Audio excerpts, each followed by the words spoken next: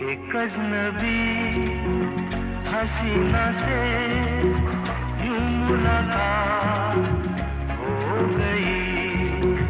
फिर क्या हुआ ये ना पूछो, कुछ ऐसी बात हो गई। एक अजनबी हसीना से यूं मुलाकात